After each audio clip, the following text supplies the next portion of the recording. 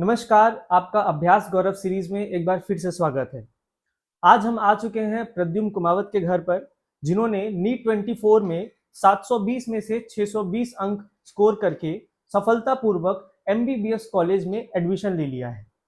आज सामने आप देख रहे हैं प्रद्युम्न कुमावत के पिताजी, माताजी और वो स्वयं उपस्थित है। तो आज हम उनसे बात करेंगे, उनके माता और पिता से, और उनसे कि किस तरीके से उन्होंने अपनी नीट की जर्नी में सफलता हासिल की है। नमस्कार सर, आप बताइए किस तरीके से प्रद्युम्न कुमावत की जर्नी जो है नीट की रही है, और आपको कैसा लग रहा है कि प्रद्युम्न ने इतने बढ़िया तरीके से नीट में सफलता हासिल करके एमबीबीएस कॉलेज में एडमिशन लिया है। मैं राकेश कुमावत, मेरा पुत्र प्रद्युम्न कुमावत, जिसका एमबीबीएस में सिलेक्शन 2000 नीट 2024 में हुआ है। मुझे और मेरे परिवार को बहुत खुशी है कि मेरे परिवार में एक डॉक्टर निकला है और वो डॉक्टर बनने का सपना पूरा करेगा। इसके लिए मैं अभ्यास कोचिंग को धन्यवाद देता हूँ। सर, प्रद्युम्न के नीट के तैयारी के दौरान बहुत सारे उतार चढ़ाव आए होंगे, तो उन्होंने किस तरीके से उनका सामना किया? सर, नीट की जो परीक्षा है, इसने इंदौर में 2 साल तैयारी की, लेकिन वहाँ इसको असफलता ही हासिल हुई। फिर इसने रतलाम आकर अभ्यास कोचिंग पर तैयारी की, और अभ्यास कोचिंग पर जो पढ़ाने का जो तरीका है सर का और स्टाफ का, उसको पूरी तरह से अनुभव के आधार पर, और जो अभ्यास कोचिंग पे जो टेस्ट सीरीज होती है और पढ़ाने का जो तरीका होता है, सॉल्यूशन का जो तरीका होता है, वो सर ने परफेक्ट करके और जो तैयारी करी है उससे इसका सिलेक्शन हो पाया है।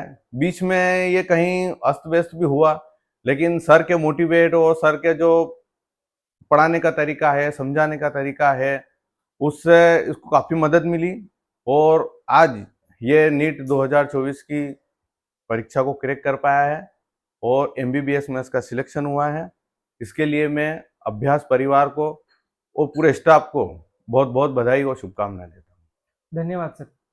सर, आप को क्या लगता है कि क्या कुछ बदलाव आते हैं बाहर की कोचिंगों में, जहाँ पर आपका अनुभव है, और हमारे अभ्यास में?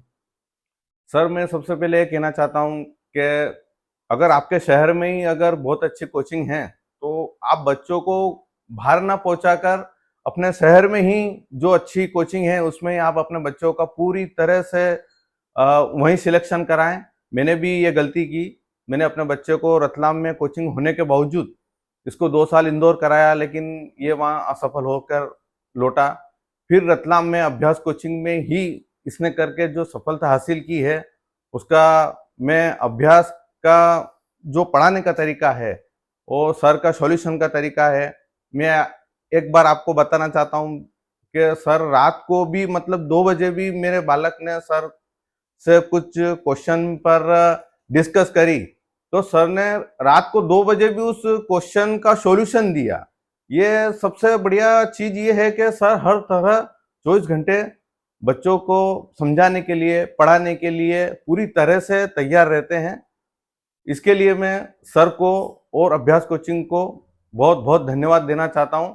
और रतलाम में हमारे अभ्यास कोचिंग से बढ़िया और कोई कोचिंग नहीं हो सकती है।